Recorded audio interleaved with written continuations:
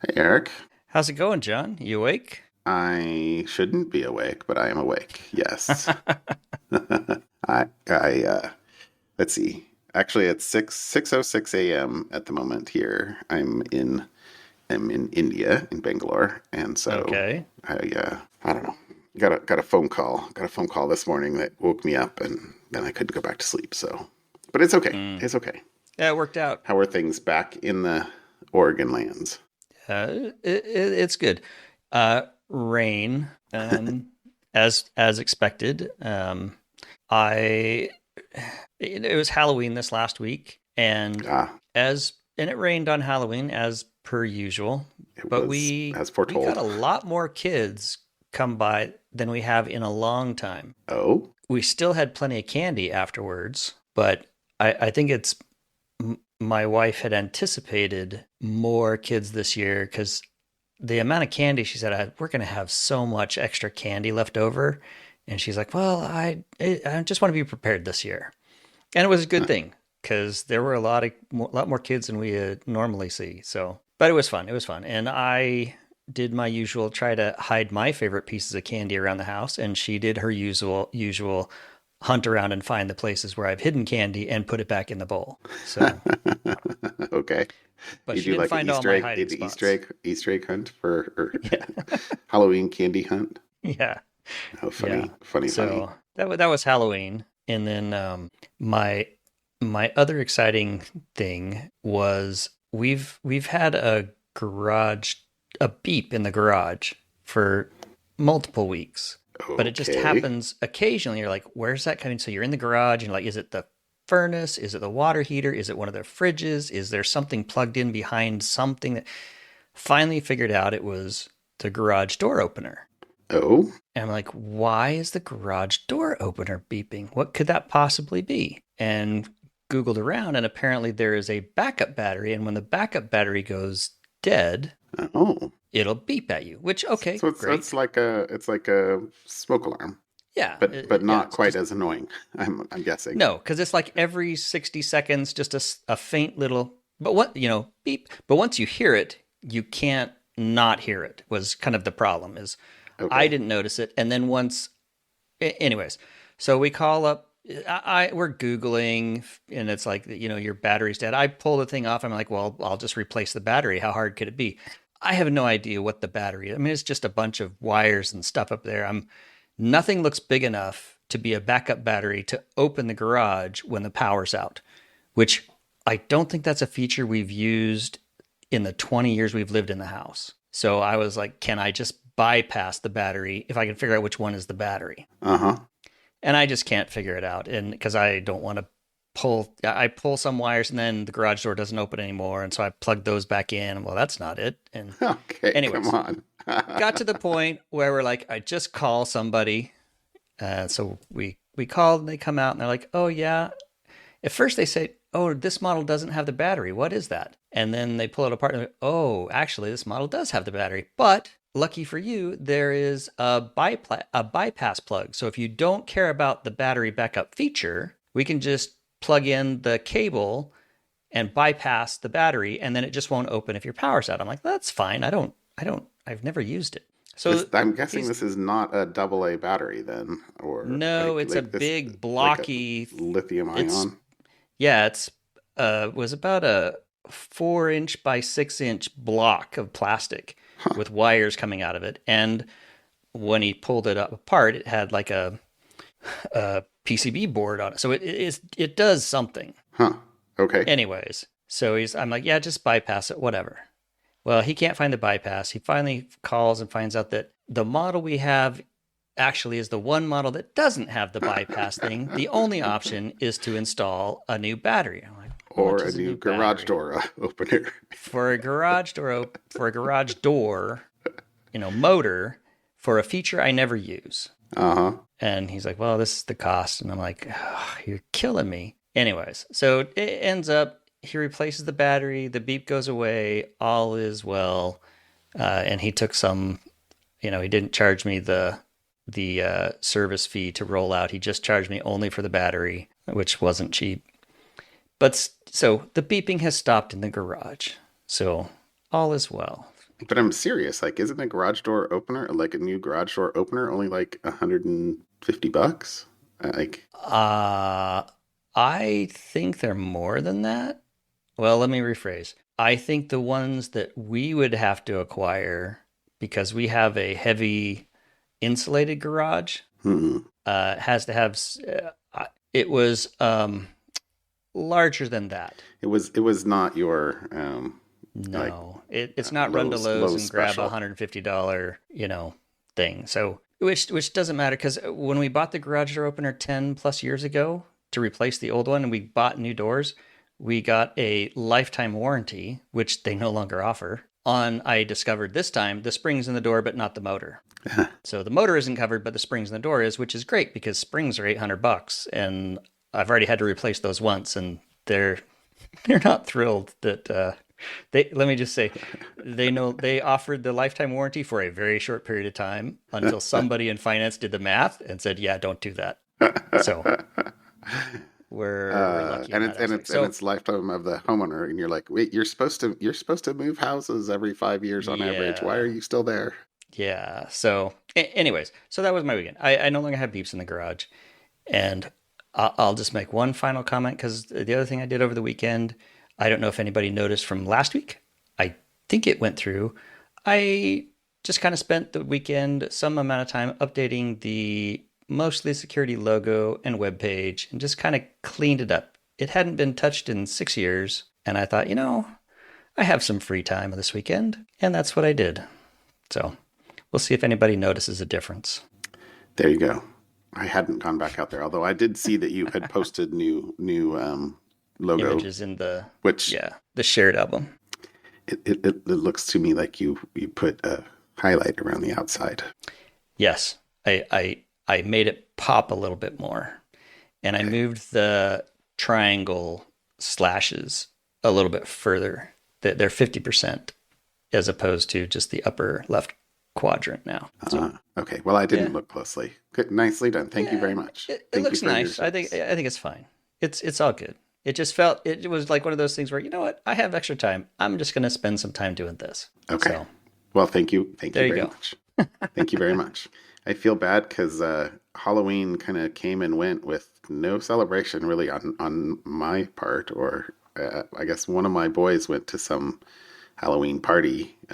But Mm, since they're mobile on their own these days, it's not like yeah. we were invited or anything like that. So, Right. you know, Halloween, and we live in the country where, in the, you know, nearly 10 years that we've lived there, there has never been a trick or treater, and Nobody's walking by your house. yeah, nobody's walking by our house. But so anyway, so Halloween was very much a non-event. I guess I was packing for my trip because I left the house at 8 a.m. the day after Halloween, and then I did the math right before we started recording, so it was about 32 and a half hours was door Mm, to door, but from the time I left right. my house to the time that I arrived at the hotel here. So that That's a long time to be in transit somewhere. it is a long time to be in transit. Yeah, yeah. Although Uh, I don't know. I think I have a high tolerance for like I can sit and read for evidently uh-huh. 10 hours in a row, easy, or at least Yeah. I did Yeah, it. yeah. So I have not watched any videos. I did take your advice and I downloaded a couple of shows on Amazon Prime or Netflix or something. Oh, And did you watch some of the Ring of Power? I did not. I did not. No, Oh, I did. okay. I read. Okay. I Other literally I things. read. Okay. Fair, fair. Okay.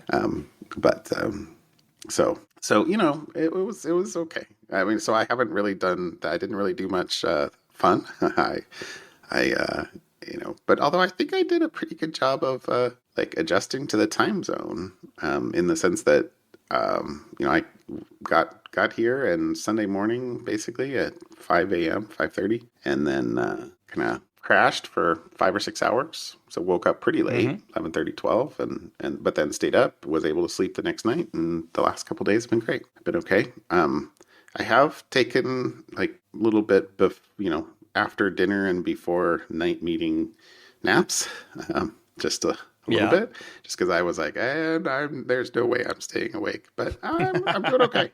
Yeah, yeah. I'm doing okay. So Okay. good to go.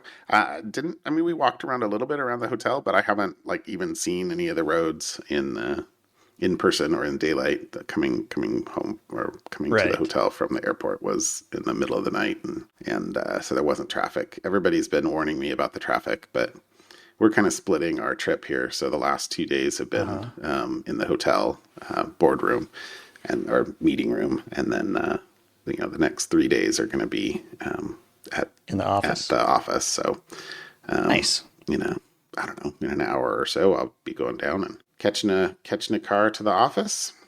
And everybody's like, "Oh, the traffic's gonna be bad. Traffic." I'm like, "It's okay, I guess. I mean, I'll have my laptop and I will or tell you the traffic is fun. Like the only definition for it that I can think of is organized chaos. organized chaos." Organized chaos. That is traffic in Bangalore. Okay, Let me know if that is an accurate description or if you I have a will, better one. I will, I will let you know. Fortunately, at least according to our friends that I've been interacting with here, that they're like, well, at least it's not raining because evidently when it rains, the traffic gets just absolutely awful Mm, because it'll pool in some of the underpasses and stuff like that and right. cause problems. So, but Mm, it's not supposed to rain this whole week. okay. So yeah. Cool. Anyway, I don't know. We'll see. So I haven't gotten to do much. We walked, like I said, we took a quick walk out of the hotel and literally, just went to Google Maps and showed a little temple nearby, and or a couple of them, Hmm. and so it was like, oh well, let's walk that direction, and we walked around a little bit, which was cool. But that's the only little bits I've gotten to do so far. But I will be here over the Okay. weekend, so I should get to do something fun this weekend, and I look forward to next week something fun on the I was podcast. going to say that'll probably be my something fun next week. So we'll see. All So right. how about Should we how get about a into it? topic? Let's do All right, it. so this one I saw which and I just liked the name of the campaign. So it's a fishing campaign that's dubbed Fish and Ships. Oh, So come on. fish and shipping ships that has been underway since at least 2019. And so what it is it's a hack that occurs on thousands of legitimate online stores that promote fake product listings for hard to find items. So not your Amazons or eBays or Etsy's, but smaller online stores that were able to be hacked through various ways. And then those fake shops that get generated, so either by typo squatting or some other means, not even typo squatting, just creating a phishing site for hard to find items. You go onto Okay. these shops, they look totally legitimate. You punch in your credit card number, and what you ordered never shows up. And it's it has been very popular. And so I think being able to it's a double edge there in my head, because it's one thing to say, hey, stick with the big name brands, Amazon, Etsy, eBay, etc., to help limit your fraud. But then if you're a promoter of small business, like I feel like I want to be, how would it's a tough scenario, I think. But there you go. This fish and ships uh, campaign has been active, and like the websites are all end up being linked to one of 14 different IP addresses.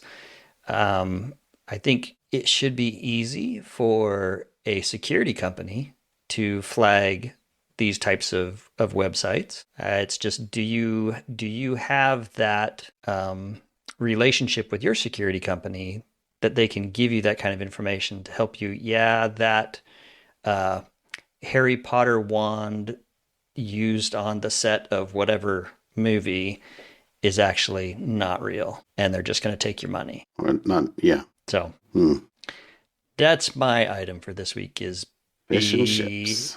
be careful where you shop, you may get phished and nothing will ship. Interesting logos that they have on there. The Nintendo Power Glove. Yeah. Anyway, interesting. Yeah, yeah. Mm-hmm. It's rough out there. Okay, so my thing. I started with a link from I think Hacker News or something like that, but I didn't Mm-hmm. like their title. Their title was like massive breach, and Clickbait. yeah, I was totally clear. I'm like, it's Mm. not a breach. So, Ah. um, so the link that I'll put in here is to the actual SysDig report that Okay. they put out, which was of a. I mean, here's a. Maybe this is the. It's the Ocean Night for code names because the code name for this campaign was Emerald Whale. And they have a logo. Oh, they I do. I did. like Did I? I Did I? like Did their I? logo. I I, just clicked on your link. It I didn't looks like notice a the logo to me on the right hand side there. Emerald Whale. Hold on. I'm scrolling to the top. Oh, look at that. That's very I'll have nice. to add that as the There chapter you art. go. Chapter art is the Emerald Whale.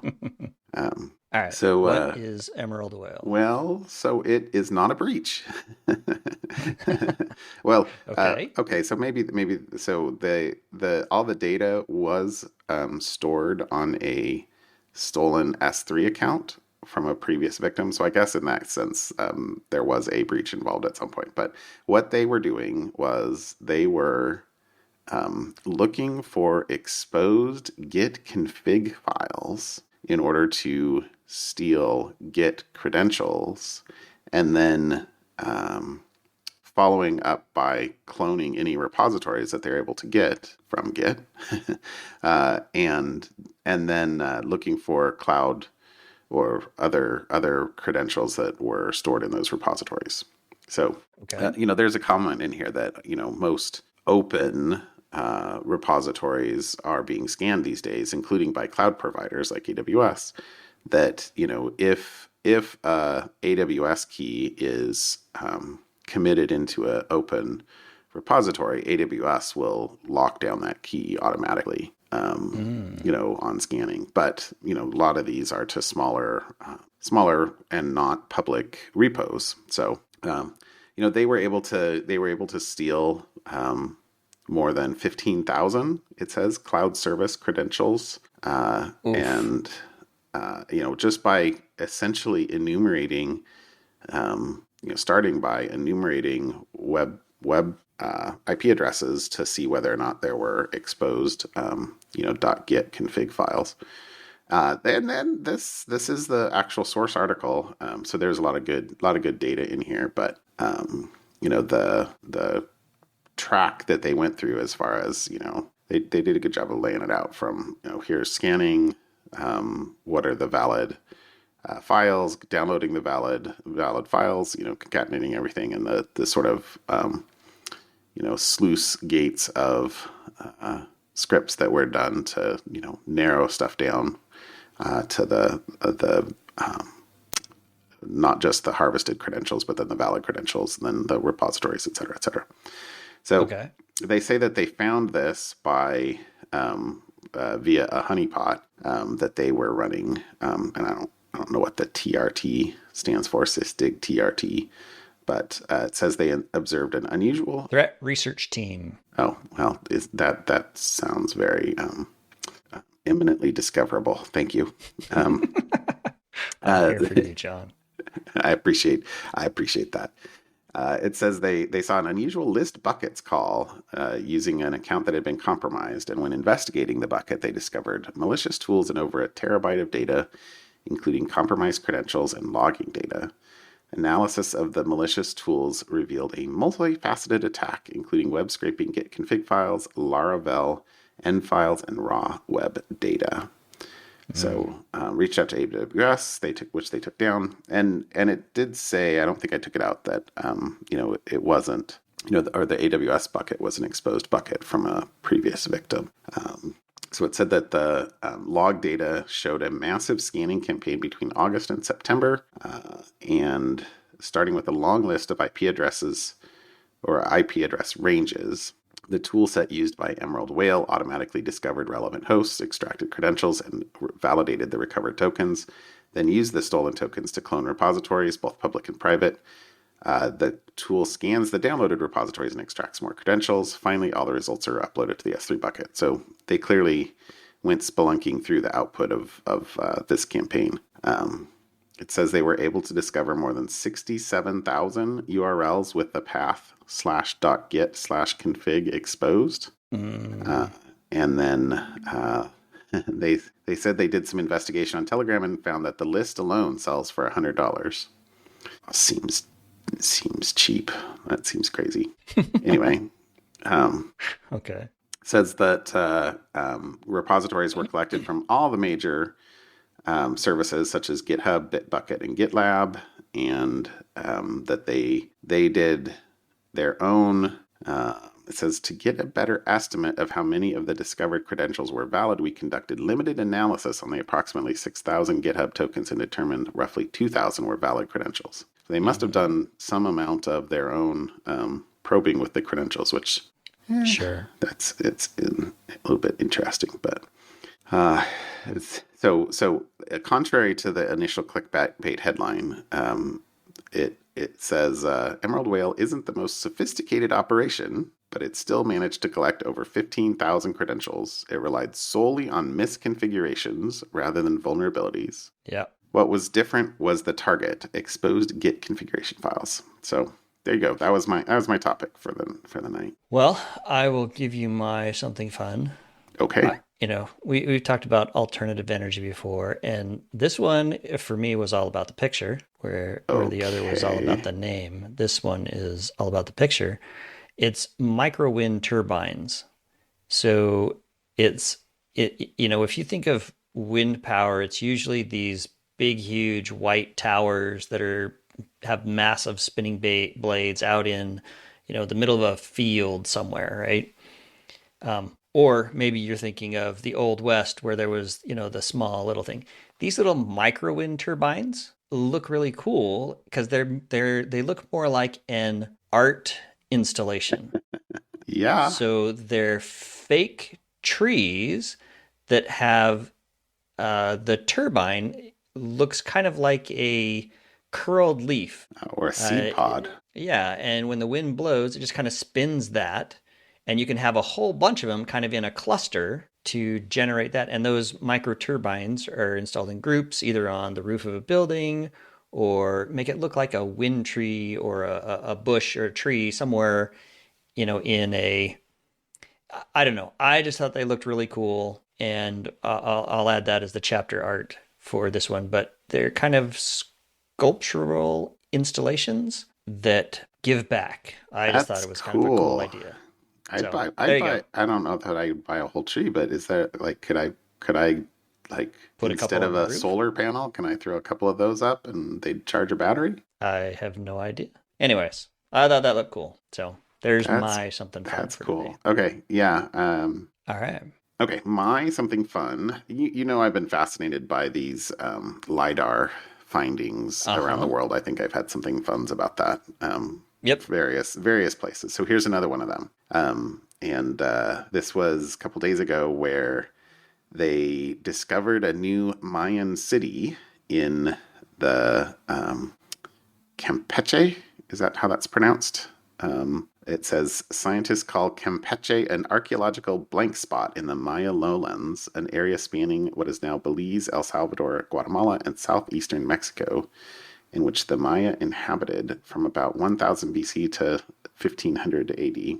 Archaeologists have found thousands of never-before-seen Mayan structures, as well as a large city that they named Valeriana, after a nearby lagoon. And the coolest thing about this, and maybe you can make this the chapter art too for this one, is if you scroll down, you can see a swath of the LiDAR kind of overlaid or embedded within a modern photo that shows, roads and agriculture in the lowlands around this, what appears to be a hill. And on the hill, you can see outlined in the LiDAR all the different structures that are actually underneath the jungle canopy, trees and such, which is just so cool and amazing. So let's Yeah. see. It says, yeah, isn't that cool? Like whoever did the art did a very good job of like lining up the roads